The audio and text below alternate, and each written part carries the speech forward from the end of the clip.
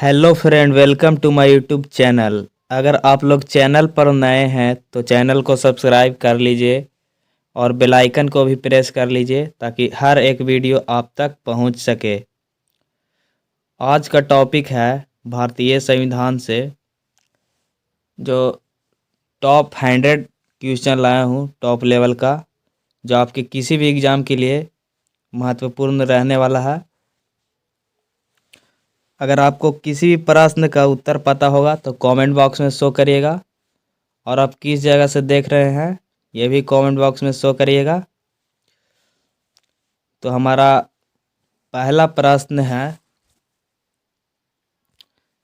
भारत में संविधान कब लागू हुआ था?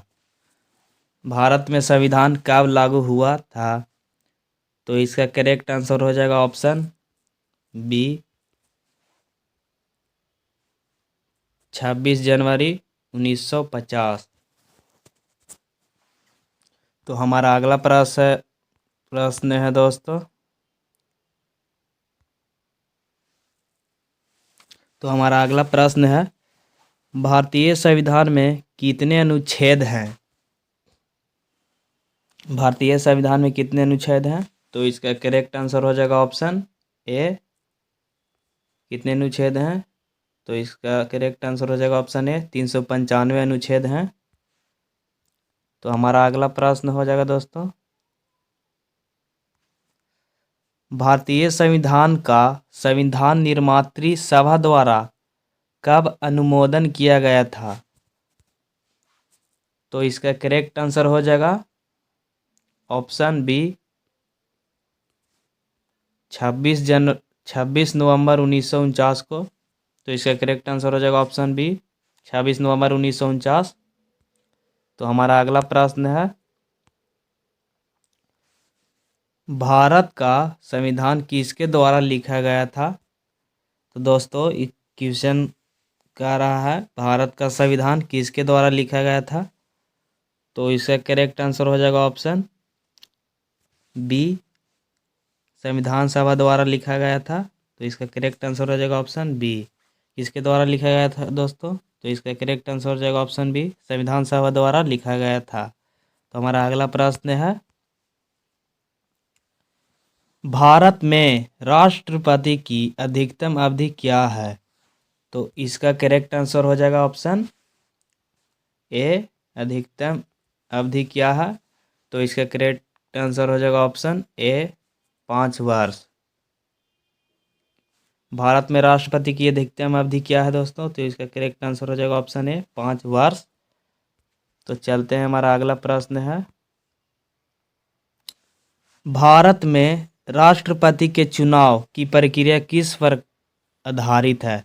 भारत में राष्ट्रपति के चुनाव की प्रक्रिया किस पर आधारित है?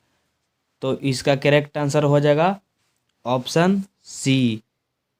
तो इसका करेक्ट आंसर हो जाएगा ऑप्शन सी, आनुपातिक प्रतिनिधित्व पर आधारित है इसका प्रक्रिया। तो हमारा अगला प्रश्न है, भारत में लोकसभा चुनाव कितने वर्ष में होते हैं? भारत में दोस्तों लोकसभा का चुनाव कितने वर्ष में होता है? तो इसका करेक्ट आंसर हो जाएगा ऑप्शन बी, 5 वर्ष में होता है। इसका करेक्ट आंसर हो जाएगा ऑप्शन बी, 5 वर्ष में। तो हमारा अगला प्रश्न है, राज्यसभा का कार्यकाल कितने वर्ष का होता है? राज्यसभा का कार्यकाल कितने वर्ष का होता है दोस्तों? तो इसका करेक्ट आंसर हो जाएगा ऑप्शन सी, 6 वर्ष का होता है। तो हमारा अगला प्रश्न है, अगर आप लोग अभी तक मेरे चैनल को सब्सक्राइब नहीं किए हैं तो सब्सक्राइब कर लें। तो हमारा अगला प्रश्न हो जाएगा, भारत में सर्वोच्च न्यायालय की स्थापना कब हुई थी? तो इसका करेक्ट आंसर हो जाएगा ऑप्शन बी, 1950 में। तो हमारा अगला प्रश्न है,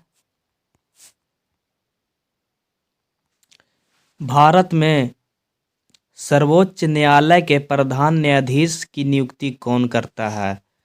भारत में सर्वोच्च न्यायालय के प्रधान न्यायाधीश की नियुक्ति कौन करता है? तो इसका करेक्ट आंसर हो जाएगा ऑप्शन बी, राष्ट्रपति करता है। इसका करेक्ट आंसर बी हो जाएगा, राष्ट्रपति।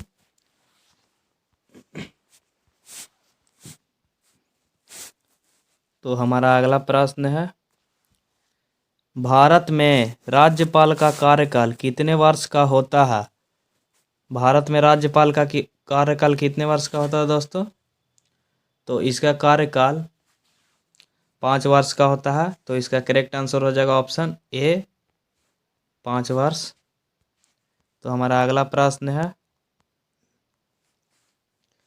भारत में संसद की 2 शाखाएं क्या है? भारत में संसद की 2 शाखाएं क्या है?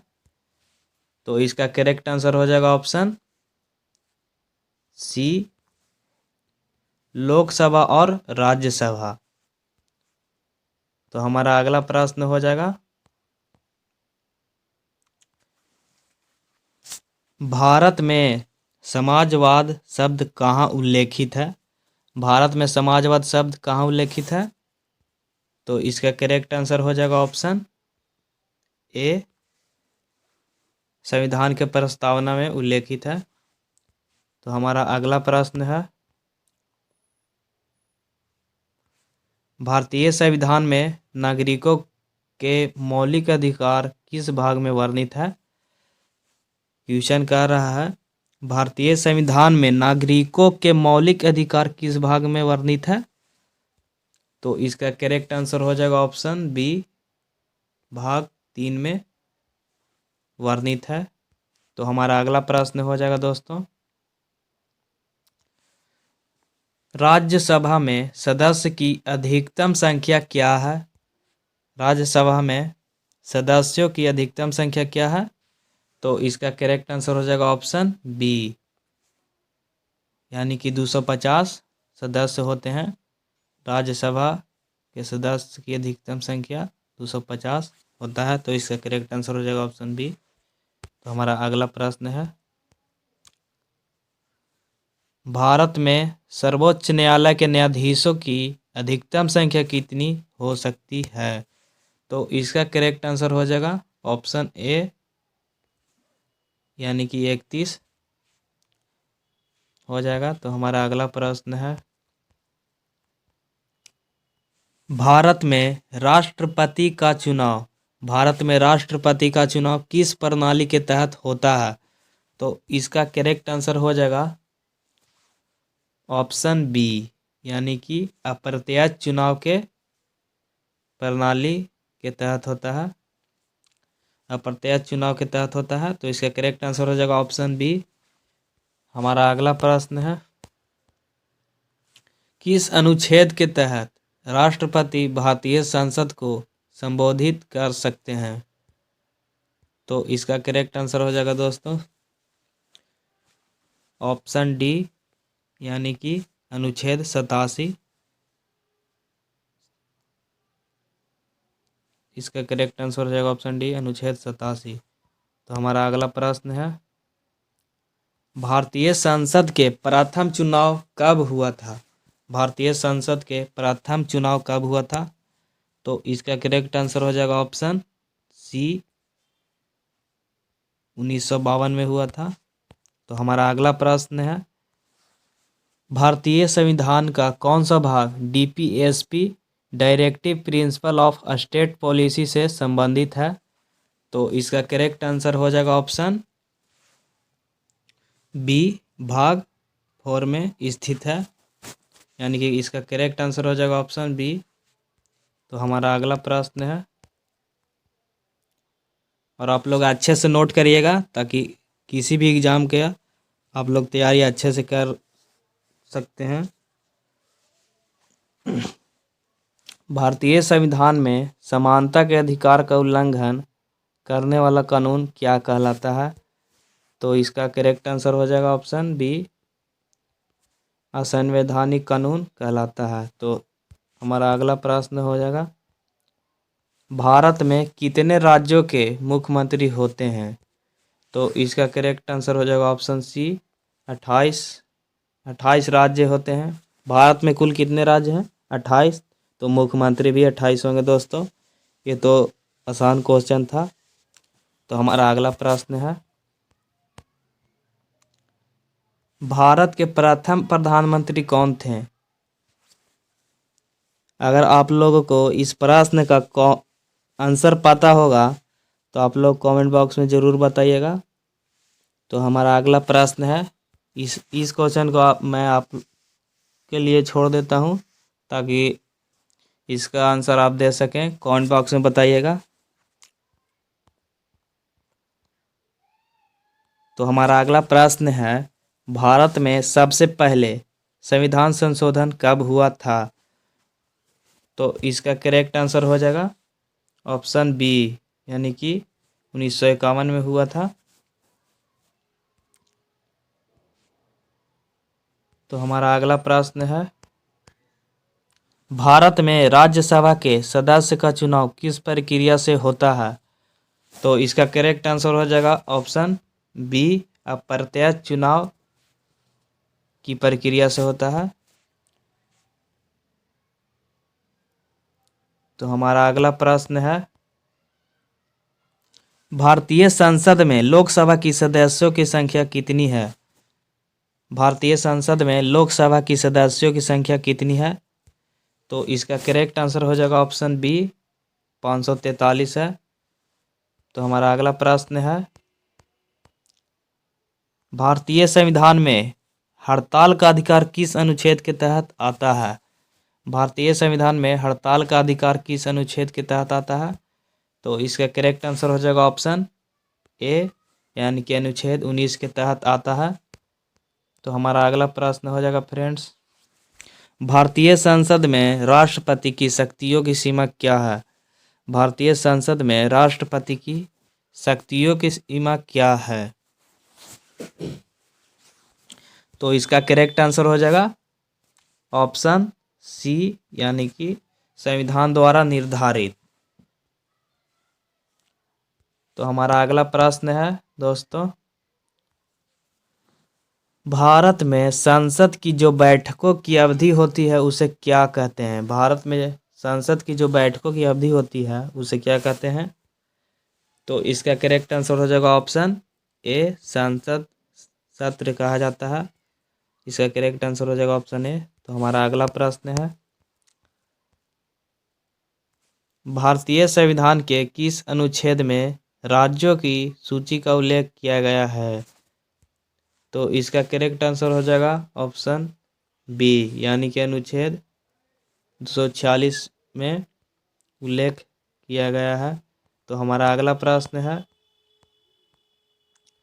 लोकसभा में मतदान के लिए न्यूनतम आयु क्या होनी चाहिए? तो इसका करेक्ट आंसर हो जाएगा ऑप्शन बी, यानी कि 18 वर्ष। लोकसभा में मतदान के लिए न्यूनतम आयु क्या होनी चाहिए, यानी कि 18 वर्ष। तो इसका करेक्ट आंसर हो जाएगा ऑप्शन बी, 18 वर्ष। तो हमारा अगला प्रश्न है,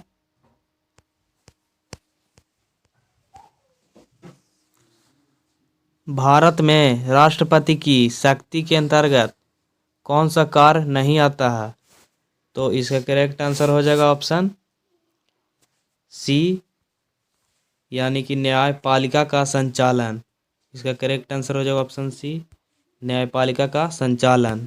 तो हमारा अगला प्रश्न है, भारत में प्रधानमंत्री का कार्यकाल कितने वर्षों का होता है? भारत में प्रधानमंत्री का कार्यकाल कितने वर्षों का होता है दोस्तों? तो इसका करेक्ट आंसर हो जाएगा ऑप्शन बी, 5 वर्षों का होता है। तो हमारा अगला प्रश्न है, भारतीय संविधान में सेक्युलर शब्द कब जोड़ा गया था? भारतीय संविधान में सेक्युलर शब्द कब जोड़ा गया था? तो इसका करेक्ट आंसर हो जाएगा ऑप्शन बी, यानी कि 1976 में जोड़ा गया था। तो हमारा अगला प्रश्न है, भारत के संविधान में राष्ट्रध्वज के बारे में किस अनुच्छेद में प्रावधान है? भारत के संविधान में राष्ट्रध्वज के बारे में किस अनुच्छेद में प्रावधान है? तो इसका करेक्ट आंसर हो जाएगा ऑप्शन ए, यानी कि अनुच्छेद अनुच्छेद 49 में प्रावधान है। तो इसका करेक्ट आंसर हो जाएगा ऑप्शन ए, अनुच्छेद 49। तो हमारा अगला प्रश्न है, लोकसभा के अध्यक्ष का कार्यकाल कितने वर्षों का होता है? लोकसभा के अध्यक्ष का कार्यकाल कितने वर्षों का होता है दोस्तों? तो इसका करेक्ट आंसर हो जाएगा ऑप्शन ए, 5 वर्षों का होता है। तो हमारा अगला प्रश्न है, भारतीय संविधान में राष्ट्रपति द्वारा लोकसभा का विघटन किस अनुच्छेद के तहत होता है? तो इसका करेक्ट आंसर हो जाएगा ऑप्शन ए, यानी कि अनुच्छेद 85 के तहत होता है। तो हमारा अगला प्रश्न है,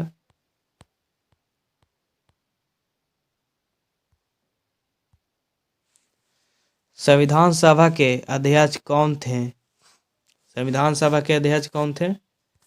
तो इसका करेक्ट आंसर हो जाएगा ऑप्शन सी, यानी कि डॉक्टर राजेंद्र प्रसाद थे। तो हमारा अगला प्रश्न हो जाएगा, भारत में अधिकार पत्र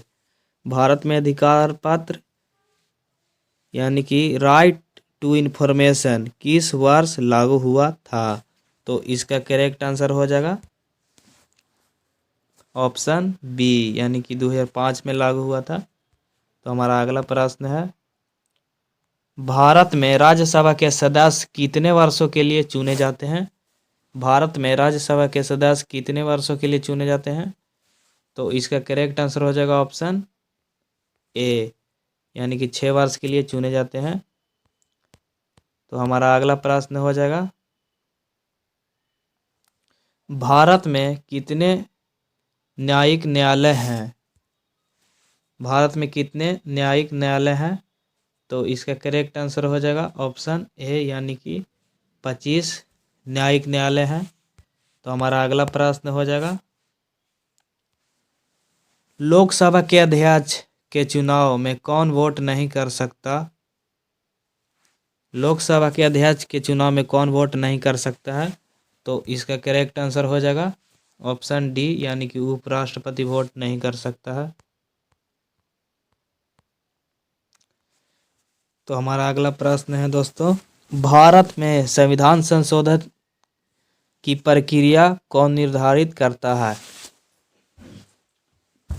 भारत में संविधान संशोधन की प्रक्रिया कौन निर्धारित करता है?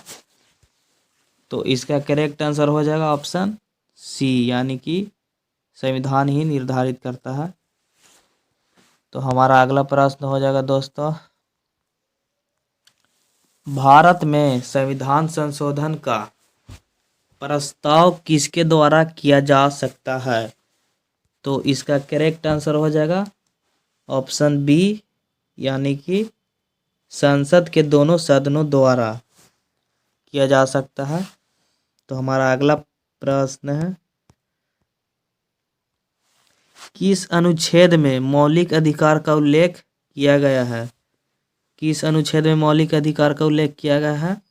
तो इसका करेक्ट आंसर हो जाएगा ऑप्शन सी, यानी कि अनुच्छेद 19 में किया गया है। तो हमारा अगला प्रश्न है,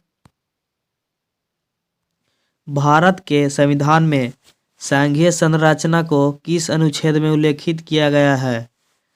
तो इसका करेक्ट आंसर हो जाएगा ऑप्शन ए, यानी कि अनुच्छेद 1 में उल्लेखित किया गया है। तो हमारा अगला प्रश्न है,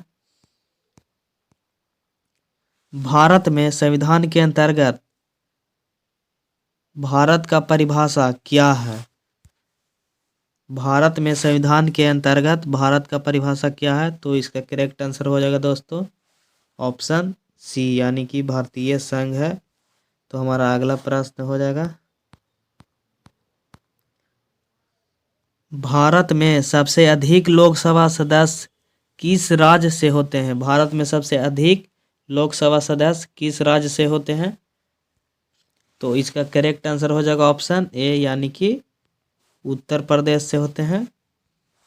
तो हमारा अगला प्रश्न है फ्रेंड्स, भारतीय संविधान के अनुच्छेद 32 का क्या महत्व है? भारतीय संविधान के अनुच्छेद 32 का क्या महत्व है? तो इसका करेक्ट आंसर हो जाएगा ऑप्शन ए, यानी कि इसका महत्व मौलिक अधिकारों का संरक्षण से है। तो हमारा अगला प्रश्न हो जाएगा, भारत के राष्ट्रपति के दायित्व किसके द्वारा निर्धारित होते हैं? भारत के राष्ट्रपति के दायित्व किसके द्वारा निर्धारित होते हैं दोस्तों? तो इसका करेक्ट आंसर हो जाएगा ऑप्शन बी, यानी कि संविधान द्वारा निर्धारित होते हैं। तो हमारा अगला प्रश्न हो जाएगा, संविधान के किस भाग में राज्य के नीति निर्देशक सिद्धांतों का वर्णन किया गया है? तो इसका करेक्ट आंसर हो जाएगा ऑप्शन बी, यानी कि भाग 4 में नीति के निर्देशक सिद्धांतों का वर्णन किया गया है। तो हमारा अगला प्रश्न हो जाएगा,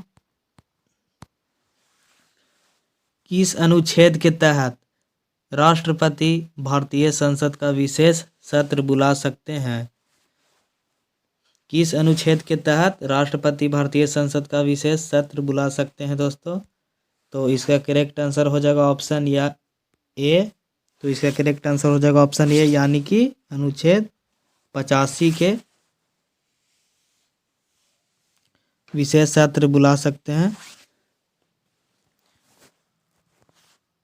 तो हमारा अगला प्रश्न हो जाएगा, भारत में राष्ट्रपति का कार्यकाल कितने वर्षों का होता है? भारत में राष्ट्रपति का कार्यकाल कितने वर्षों का होता है? तो इसका करेक्ट आंसर हो जाएगा ऑप्शन ए, यानी कि 5 वर्ष का होता है। तो हमारा अगला प्रश्न हो जाएगा दोस्तों, भारत में राष्ट्रपति के द्वारा आपातकाल की घोषणा किस अनुच्छेद के तहत की जाती है? तो इसका करेक्ट आंसर हो जाएगा ऑप्शन ए, यानी कि अनुच्छेद 352 के तहत की जाती है। तो हमारा अगला प्रश्न हो जाएगा, भारत में चुनाव आयोग की स्थापना कब हुई थी? भारत में चुनाव आयोग की स्थापना कब हुई थी दोस्तों? तो इसका करेक्ट आंसर हो जाएगा आपका ऑप्शन सी, यानी कि 1950। तो हमारा अगला प्रश्न हो जाएगा, भारत में सर्वोच्च न्यायालय का न्यायिक कार्यकाल कितना होता है?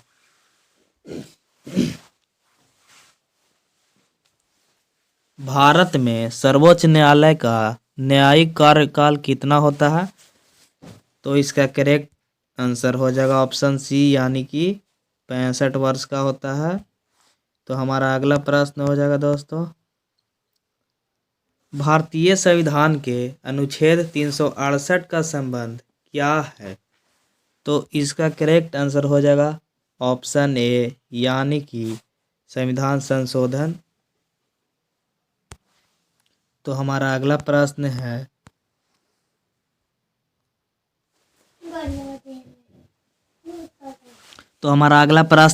भारत में राज्यसभा के सदस्य का न्यूनतम आयु क्या है? भारत में राज्यसभा के सदस्य का न्यूनतम आयु क्या है दोस्तों? तो इसका करेक्ट आंसर हो जाएगा ऑप्शन ए, यानी कि 30 वर्ष। तो हमारा अगला प्रश्न हो जाएगा, भारत में राज्यसभा के सदस्य कितने वर्षों के लिए चुने जाते हैं? भारत में राज्यसभा के सदस्य कितने वर्षों के लिए चुने जाते हैं? तो इसका करेक्ट आंसर हो जाएगा ऑप्शन डी, यानी कि 6 वर्षों के लिए चुने जाते हैं। तो हमारा अगला प्रश्न हो जाएगा दोस्तों, अगर आपको किसी प्रश्न का उत्तर पता होगा तो कमेंट बॉक्स में ज़रूर बताइएगा, और आप लोग अभी तक मेरे चैनल को सब्सक्राइब नहीं किए हैं तो सब्सक्राइब कर लें और बेल आइकन को भी प्रेस कर लें, ताकि हर एक वीडियो आप तक पहुंच सके। और आप किस जगह से देख रहे हैं दोस्तों, ये भी कमेंट बॉक्स में शो करिएगा, ताकि मैं देखना चाहता हूं कि आप किस जगह से कहां तक मेरा वीडियो पहुंचा है, किस क्षेत्र से आप लोग देख रहे हैं।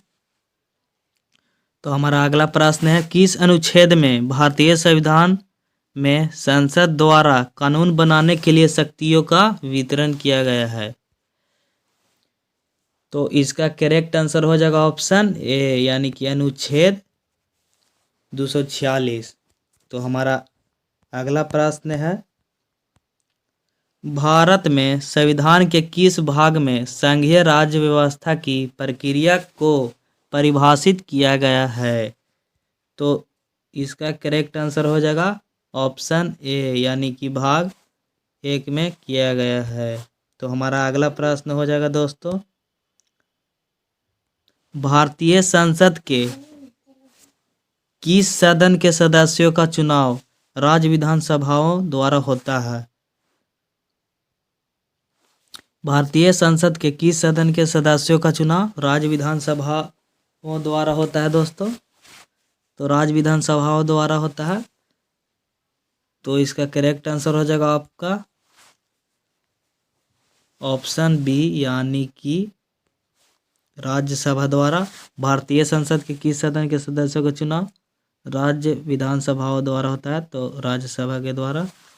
तो इसका करेक्ट आंसर हो जाएगा ऑप्शन बी। तो हमारा अगला प्रश्न हो जाएगा दोस्तों, भारत में प्रत्येक राज्य के विधानसभा चुनाव के लिए आयु सीमा क्या है? तो इसका करेक्ट आंसर हो जाएगा ऑप्शन बी, यानी कि 25 वर्ष है। तो हमारा अगला प्रश्न है, भारत में धन की कमी की स्थिति में कौन सा कानून लागू होता है? भारत में धन की कमी की स्थिति में कौन सा कानून लागू होता है? तो इसका करेक्ट आंसर हो जाएगा ऑप्शन ए, यानी कि वित्तीय आपातकाल। तो हमारा अगला प्रश्न हो जाएगा, भारत में तो हमारा अगला प्रश्न हो जाएगा दोस्तों, भारत में किस अधिकार को संवैधानिक अधिकार के रूप में पहचाना गया है? तो इसका करेक्ट आंसर हो जाएगा ऑप्शन सी, यानी कि शिक्षा का अधिकार। तो हमारा अगला प्रश्न है, भारत में संघ और राज्यों के बीच विवाद किस संस्था द्वारा हल किया जाता है? भारत में संघ और राज्यों के बीच विवाद किस संस्था द्वारा हल किया जाता है? तो इसका करेक्ट आंसर हो जाएगा ऑप्शन ए, यानी कि सर्वोच्च न्यायालय द्वारा होता है, सर्वोच्च न्यायालय द्वारा। तो इसका करेक्ट आंसर हो जाएगा ऑप्शन ए। तो हमारा अगला प्रश्न है, भारतीय संविधान में आंतरिक सुरक्षा की शक्तियां किसके पास है? भारतीय संविधान में आंतरिक सुरक्षा की शक्तियां किसके पास है? तो इसका करेक्ट आंसर हो जाएगा ऑप्शन बी, यानी कि केंद्र सरकार के पास है। तो अगला प्रश्न है दोस्तों, भारत के संविधान में लोकसभा की कुल संख्या, क्वेश्चन कह रहा है, भारत के संविधान में लोकसभा की कुल सदस्यों की संख्या कितनी है? तो इसका करेक्ट आंसर हो जाएगा ऑप्शन बी, यानी कि 545। तो हमारा अगला प्रश्न है दोस्तों, भारत में राष्ट्रपति द्वारा मंत्रिमंडल की नियुक्ति किस आधार पर की जाती है? तो इसका करेक्ट आंसर हो जाएगा ऑप्शन डी, यानी कि प्रधानमंत्री के परामर्श से किया जाता है। तो हमारा अगला प्रश्न है, भारतीय संविधान के तहत अल्पसंख्यक के अधिकारों का संरक्षण किस प्रावधान के द्वारा किया गया है? तो इसका करेक्ट आंसर हो जाएगा ऑप्शन ए, यानी कि अनुच्छेद 30 के प्रावधान के द्वारा किया गया है। तो हमारा अगला प्रश्न है, भारत में प्रधानमंत्री का कार्यकाल कितने वर्षों का होता है? तो इसका करेक्ट आंसर हो जाएगा ऑप्शन बी, 5 वर्षों का होता है। तो हमारा अगला प्रश्न हो जाएगा दोस्तों, भारत के संविधान में संशोधन के लिए कितनी तादाद में वोटों की आवश्यकता होती है? तो इसका करेक्ट आंसर हो जाएगा ऑप्शन ए, यानी कि 2/3 बहुमत होनी चाहिए। तो हमारा अगला प्रश्न है, लोकसभा में अविश्वास प्रस्ताव यानी कि नो कॉन्फिडेंस मोशन कब पेश किया जाता है? तो इसका करेक्ट आंसर हो जाएगा ऑप्शन बी, यानी कि केवल संसद के सत्र के दौरान। भारत में सर्वोच्च न्यायालय का प्रमुख कार्य क्या है? भारत में सर्वोच्च न्यायालय का प्रमुख कार्य क्या है? तो इसका करेक्ट आंसर हो जाएगा ऑप्शन ए, यानी कि संविधान की व्याख्या करना है। तो हमारा अगला प्रश्न है दोस्तों, भारत में कौन सा अधिकार संसद को संविधान के अनुसार उत्पन्न करने या रद्द करने का अधिकार देता है? तो इसका करेक्ट आंसर हो जाएगा ऑप्शन बी, यानी कि संविधान संशोधन का अधिकार देता है। तो हमारा अगला प्रश्न हो जाएगा, भारत में राष्ट्रपति के निर्वाचन में सबसे महत्वपूर्ण भूमिका किसकी होती है? भारत में राष्ट्रपति के निर्वाचन में सबसे महत्वपूर्ण भूमिका किसकी होती है? तो इसका करेक्ट आंसर हो जाएगा ऑप्शन सी, यानी कि लोकसभा और राज्यसभा के सदस्य की होती है। तो हमारा अगला प्रश्न हो जाएगा, भारत में राष्ट्रीय आपातकाल की स्थिति किस अनुच्छेद के तहत लागू की जा सकती है? तो इसका करेक्ट आंसर हो जाएगा ऑप्शन बी, यानी कि अनुच्छेद 352 के तहत लागू की जा सकती है। तो हमारा अगला प्रश्न है, भारत में कितनी बार राष्ट्रपति की ओर से राष्ट्रीय आपातकाल की घोषणा की गई है? तो इसका करेक्ट आंसर हो जाएगा ऑप्शन बी, यानी कि 2 बार। हमारा अगला प्रश्न है दोस्तों, भारत में संविधान का पालन सुनिश्चित करने की जिम्मेदारी किसके पास होती है? तो इसका करेक्ट आंसर हो जाएगा ऑप्शन सी, यानी कि सर्वोच्च न्यायालय के पास होती है। तो हमारा अगला प्रश्न है दोस्तों, भारतीय संसद का संयुक्त सत्र कब बुलाया जाता है? भारतीय संसद का संयुक्त सत्र कब बुलाया जाता है? तो इसका करेक्ट आंसर हो जाएगा ऑप्शन बी, यानी कि दोनों सदनों के विवाद होने पर बुलाया जा सकता है दोस्तों। तो हमारा अगला प्रश्न है, भारत में राष्ट्रपति द्वारा राज्यपाल को किस उद्देश्य से नियुक्त किया जाता है? तो इसका करेक्ट आंसर हो जाएगा ऑप्शन बी, यानी कि राज्य सरकार की कार्यवाही की देखरेख करने के लिए नियुक्त किया जाता है। तो हमारा अगला प्रश्न है दोस्तों, भारत में लोकपाल की स्थापना किस उद्देश्य से किया गया है? तो इसका करेक्ट आंसर हो जाएगा ऑप्शन ए, यानी कि भ्रष्टाचार की जांच करना। तो हमारा अगला प्रश्न हो जाएगा, भारत में राष्ट्रपति द्वारा आपातकाल की घोषणा के बाद कितने दिनों के अंदर संसद की मंजूरी प्राप्त करना आवश्यक है? तो इसका करेक्ट आंसर हो जाएगा ऑप्शन बी, यानी कि 15 दिनों की। तो हमारा अगला प्रश्न हो जाएगा, भारत के संविधान में अनुच्छेद 370 के किसके संबंध में है? भारत के संविधान में अनुच्छेद 370 किससे संबंध है? तो ये किससे संबंध है दोस्तों? तो इसका करेक्ट आंसर हो जाएगा ऑप्शन ए, यानी कि जम्मू और कश्मीर का विशेष दर्जा से संबंधित है। तो हमारा अगला प्रश्न है, भारत के संविधान में केंद्र और राज्यों के बीच विवाद को हल करने के लिए कौन सी संस्था है? तो इसका करेक्ट आंसर हो जाएगा ऑप्शन ए, यानी कि कौन सी संस्था है? उच्च न्यायालय। तो हमारा अगला प्रश्न है, भारत में आपातकाल को लागू करने का अधिकार किसको है? भारत में आपातकाल को लागू करने का अधिकार किसको है दोस्तों? तो इसका करेक्ट आंसर हो जाएगा ऑप्शन बी, यानी कि राष्ट्रपति को है। तो हमारा अगला प्रश्न है, भारतीय संविधान में राष्ट्रीय हित के तहत कोई नीति का निर्धारण किसके द्वारा किया जाता है? तो इसका करेक्ट आंसर हो जाएगा ऑप्शन सी, यानी कि केंद्रीय मंत्रिमंडल के द्वारा किया जाता है। तो हमारा अगला प्रश्न है दोस्तों, भारत के संविधान में राष्ट्रपति द्वारा राज्यपाल की नियुक्ति के बाद किसके पास अंतिम निर्णय लेने की शक्ति होती है?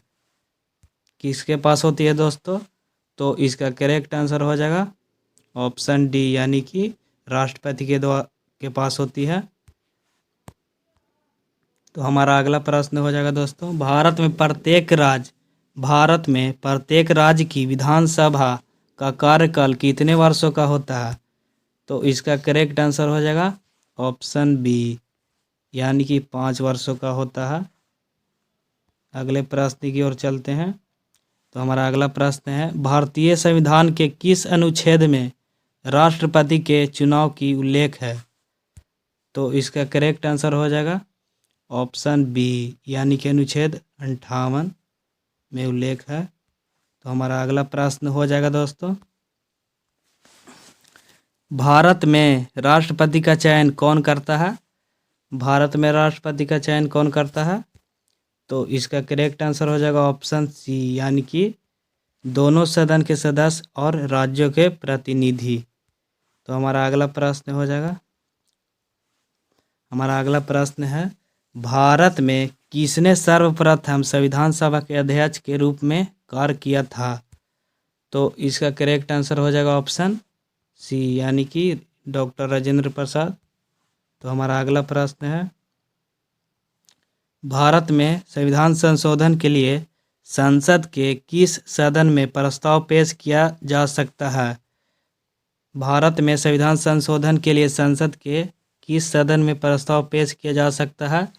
तो इसका करेक्ट आंसर हो जाएगा ऑप्शन सी, यानी कि लोकसभा या राज्यसभा में से कोई भी।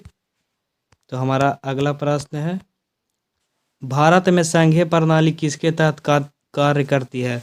भारत में संघीय प्रणाली किसके तहत कार्य करती है दोस्तों? तो इसका करेक्ट आंसर हो जाएगा ऑप्शन बी, यानी कि संविधान के तहत कार्य करती है। तो हमारा अगला प्रश्न हो जाएगा, भारत में राष्ट्रपति की शक्तियों में कौन सी शक्ति नहीं होती है? तो इसका करेक्ट आंसर हो जाएगा ऑप्शन डी, यानी कि संविधान संशोधन। तो हमारा अगला प्रश्न है दोस्तों, अगर आप लोग मेरे चैनल को अभी तक सब्सक्राइब नहीं किए हैं तो सब्सक्राइब कर लें और बेल आइकन को भी प्रेस कर लें ताकि हर एक वीडियो आप तक पहुंच सके। टॉप 100 लेवल तक मैं आपके लिए क्वेश्चन लाया हूं, तो सब्सक्राइब करना तो बनता है दोस्तों, तो सब्सक्राइब कर लीजिए। तो हमारा अगला प्रश्न है, भारतीय संविधान में किस अनुच्छेद के तहत संघ और राज्यों के बीच विवादों का निपटारा किया जाता है? तो इसका करेक्ट आंसर हो जाएगा ऑप्शन बी, यानी कि अनुच्छेद 131। तो हमारा अगला प्रश्न है, भारत में किस प्रकार के कानून की स्थिति का पता संविधान से चलता है? भारत में किस प्रकार के कानून की स्थिति का पता संविधान से चलता है दोस्तों? तो इसका करेक्ट आंसर हो जाएगा ऑप्शन ए, यानी कि संघीय और राज्य कानूनों की स्थिति। इसका करेक्ट आंसर हो जाएगा दोस्तों ए, यानी कि संघीय और राज्य कानूनों की स्थिति के द्वारा पता चलता है। तो चलते हैं अगले प्रश्न की ओर दोस्तों। तो हमारा अगला प्रश्न है, भारतीय संविधान में कुल कितने अध्याय हैं? तो भारतीय संविधान में कुल कितने अध्याय हैं दोस्तों? ये तो आप लोगों को पता ही होगा, ये काफ़ी आसान क्वेश्चन है। तो इसका करेक्ट आंसर हो जाएगा ऑप्शन सी, यानी कि 22 अध्याय हैं। अगर आप लोग को वीडियो अच्छा लगा होगा दोस्तों तो मेरे चैनल को सब्सक्राइब ज़रूर कर लीजिएगा।